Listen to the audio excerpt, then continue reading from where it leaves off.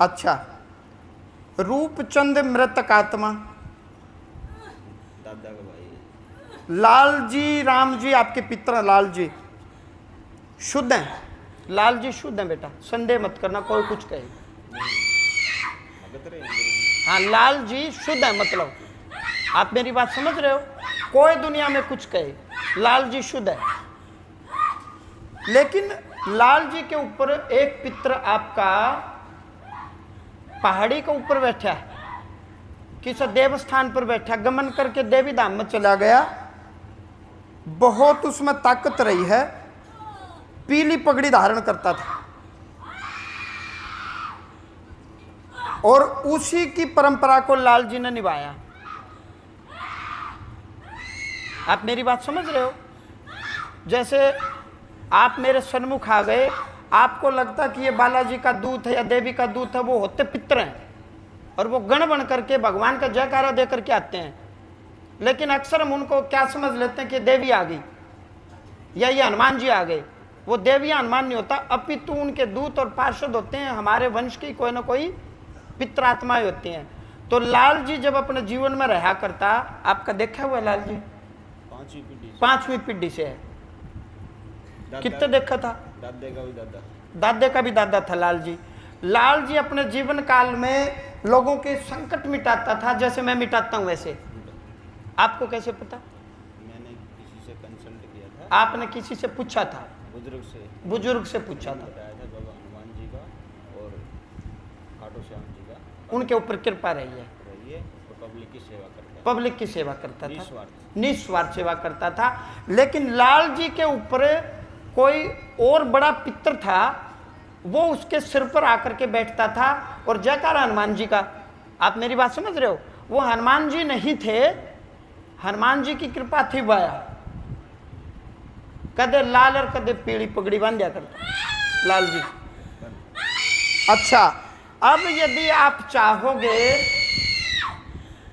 तो धंधा अलग विषय, काम धंधा, रोग खत्म हो जाएंगे, काम धंधा ठीक हो जाएगा।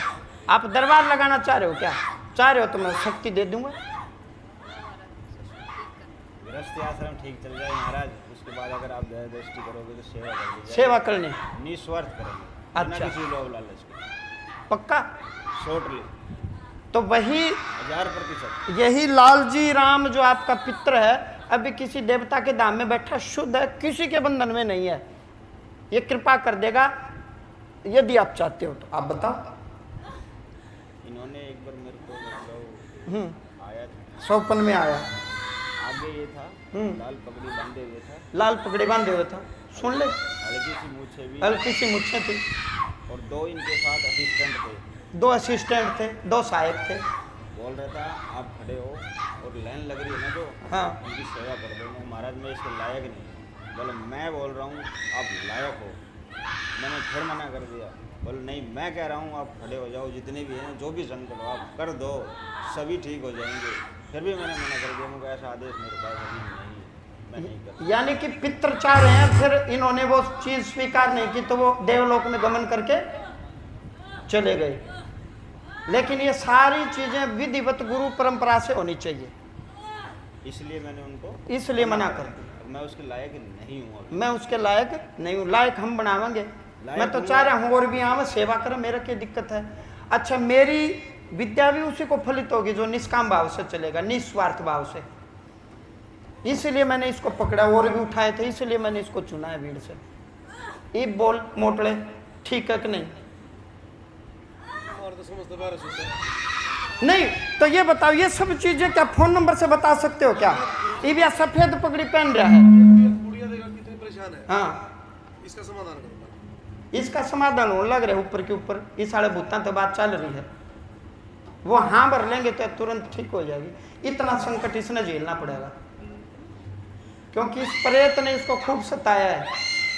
आप तो दृष्टा रहे हो, थैली लटके थी पिछली पूर्णिमा पता नहीं देखा नहीं थैली, आप दृष्टा रहे हो। बीमारी या थी, रोग यो था।